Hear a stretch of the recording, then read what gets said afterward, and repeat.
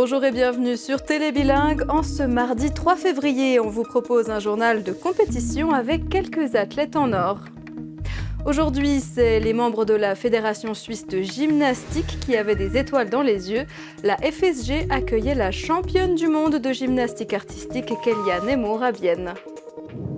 Et c'est un peu la princesse des glaces de Bienne, Franziska Aschenbechler, s'est hissée jusqu'au sommet des championnats d'Europe d'escalade sur glace. Retour sur sa victoire. De la musique, de la danse, mais aussi de l'écriture. Pour la première fois, l'école de musique de Bienne et l'université populaire se sont associées. Objectif, recruter quelques nouveaux membres. La Fédération suisse de gymnastique a accueilli une invitée très spéciale à Bienne. Aujourd'hui, la championne du monde de gymnastique artistique, Kelia Nemours, s'est entraînée côte à côte avec les gymnastes d'ici. Barbara Röli a assisté à l'échange entre la championne olympique franco-algérienne et les athlètes suisses.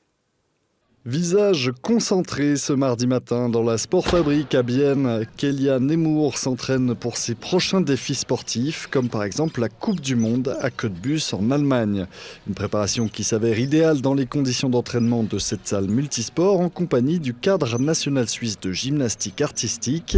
Pour les gymnastes suisses, c'est une star, même si l'athlète ne se considère pas comme tel. J'ai du mal à me voir comme une célébrité, on va dire.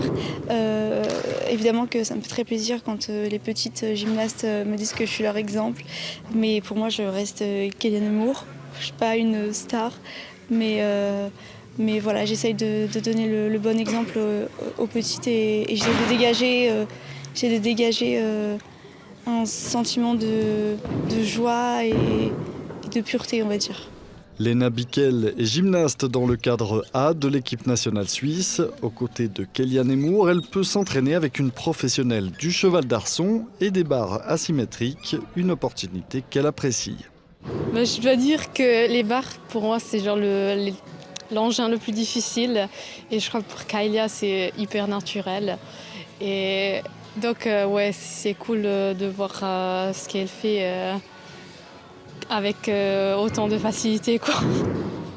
Sa façon de s'entraîner, c'est très différent de comment on s'entraîne. Donc c'est cool de un peu regarder, à faire un peu d'espionnage et de prendre après ça dans notre entraînement, de l'intégrer dans notre entraînement. L'idée de l'échange entre la championne olympique franco-algérienne et l'équipe suisse féminine a germé lors d'une rencontre à la Coupe du Monde. Pour les gymnastes, il est important de pouvoir se projeter grâce à des professionnels de leur discipline. C'est sûr qu'on essaie de stimuler chaque année ou de restimuler, donner un petit coup de motivation, un petit coup de boost aux athlètes. Et c'est toujours intéressant de voir comment les autres travaillent, on apprend toujours. Elle travaille, elle est très très minutieuse et elle a une cadence de travail très très élevée. Et ça permet aussi de voir un peu l'exigence de travail que ça demande pour arriver à ce niveau-là. Du côté de la Fédération suisse de gymnastique, on souhaite aussi entretenir l'émulation et les échanges entre différents pays à l'avenir. Jusqu'à vendredi, les gymnastes suisses auront également l'occasion de regarder quelques prises et mouvements de la championne de gymnastique artistique.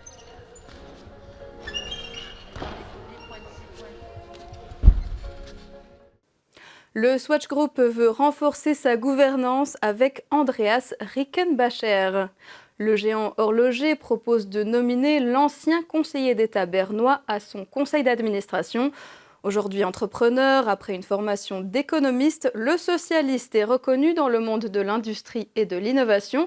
Il préside la fondation Switzerland Innovation, le Centre suisse d'électronique et de microtechnique et aussi l'assurance accident Suva. Sa nomination sera discutée à la prochaine Assemblée générale le 12 mai. Sa réaction au micro d'un confrère du Bieler Tagblatt. L'innovation et l'industrie ont été importantes dans mon parcours professionnel ces 25 dernières années, notamment au Conseil exécutif bernois où j'ai été directeur de l'économie publique. Je me suis efforcé de renforcer l'industrie dans le canton de Berne.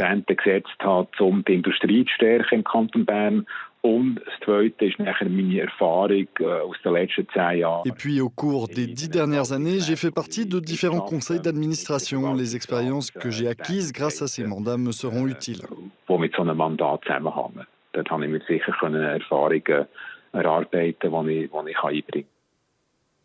Vol, fuite et collision avec une voiture de police. Dimanche soir, plusieurs vols par effraction ont été commis à Cormoray. Pris en flagrant délit, l'auteur présumé a d'abord fui à pied avant de monter dans une voiture. À Sonsbeau, il a ignoré les signaux de la police. Il a poursuivi sa fuite en direction du col du Pierre-Pertuis. La course-poursuite s'est terminée dans une impasse à Cours. Le prévenu fera face à la justice. Et ces murs de grimpe, ce sont des cascades gelées, son équipement des piolets. Franziska Schönbechler est devenue championne d'Europe d'escalade sur glace. Cette Biennoise de 28 ans a remporté la médaille d'or il y a 10 jours à Saas-Fee. Dans sa discipline lead ou en tête, l'objectif est de réaliser la plus longue voie. En compétition, les parois de glace sont reproduites artificiellement. Retour sur cette victoire au micro de Linus Ei. C'est crampons aux pieds et piolets en main que Franziska Schönbechler a décroché la médaille d'or au dernier championnat d'Europe d'escalade sur glace. Elle a grimpé plus haut que tous ses adversaires sur ce mur de 32 mètres construit au milieu d'un parking. C'était un sentiment vraiment génial. Pendant l'ascension, je n'ai jamais pensé que ça pourrait suffire parce que j'ai grimpé assez lentement et prudemment. Mais quand je me suis rendu compte que j'avais atteint le point le plus haut de la voie, j'ai compris que je pouvais être très satisfaite de moi-même. Surtout qu'elle n'en était pas à son coup d'essai. Il aura fallu attendre sa 4e participation au championnat d'Europe pour remporter le titre. Je dois dire que je suis souvent assez partagée sur la question de savoir si je devrais encore faire de la compétition. En même temps, j'aime beaucoup cet aspect ludique avec les piolets parce que quand je suis en terrain alpin, donc en alpinisme avec des crampons et des piolets, on ne fait jamais des mouvements aussi créatifs que lorsqu'on s'entraîne pour une compétition. Faire par exemple un saut dynamique sur les outils ou utiliser des prises en inversé dans des passages, ce sont des choses que tu ne ferais jamais autrement. C'est sans doute pour ça que je reste très motivée à continuer les compétitions. Et ce titre compte énormément pour moi puisque c'est le plus haut que j'ai jamais remporté. Le prochain défi de la championne, c'est l'ascension des Grandes Jorasses, la 3e mythique face nord des Alpes et la seule qui manque encore à sa collection. Et c'est l'argent pour Noah Beugli. Avec l'équipe de Suisse de cyclisme sur piste, l'athlète de Nau devient vice-champion d'Europe au championnat de cyclisme sur piste. Battu par le Danemark en finale, les Helvètes ont surpassé le dernier record suisse de justesse en parcourant 4 km en 3 minutes 44 secondes et 754 millièmes. C'est une moins bonne nouvelle pour les amateurs de sport d'hiver. La Chastralienne est annulée, faute de neige. La 11e édition, prévue vendredi, n'aura pas lieu. La course de ski-alpinisme avait déjà été repoussée une fois. Cette fois, le comité d'organisation donne rendez-vous au public l'année prochaine. Et on termine avec une touche de culture. La journée créative s'est tenue pour la première fois ce samedi à Bienne. Un événement organisé par l'école de musique et l'université populaire Bienne-Lys. Au programme des ateliers et des performances avec pour objectif de séduire de nouveaux membres. Un reportage signé Leila Tevo. Musique, street art et danse. C'est la première fois que ces artistes qui donnent des cours à l'université populaire ou à l'école de musique travaillent ensemble. Cette performance a été mise sur pied spécialement pour la journée créative. Je trouve ça génial, on était en harmonie, la musique, moi qui ai eu la chance de faire du street art en live, tout a bien fonctionné ensemble. Les artistes, c'est fantastique de se rencontrer aussi dans une salle comme ici pour un petit moment, pour faire de nouvelles connections, comme on dit en anglais. Et puis je pense les deux institutions ont besoin aussi de se rencontrer, de petit peu échanger les valeurs et tout ça, exactement. Créer des connexions, que ça circule. Prendre des risques, sauter dans l'inconnu et s'en sortir, n'est-ce pas merveilleux ? Une prise de risque pour montrer la variété des activités proposées à l'université populaire, ainsi que la diversité des instruments qu'il est possible d'apprendre à jouer à l'école de musique. Si toutes ces possibilités sont présentées, c'est dans le but d'attirer du monde, parce que les cours ont du mal à se remplir. Surtout pour les adultes, c'est assez difficile de trouver de nouvelles gens motivés. Des fois, vraiment, il y en a des qui ils ont suivi peut-être la musique depuis quand ils étaient jeunes.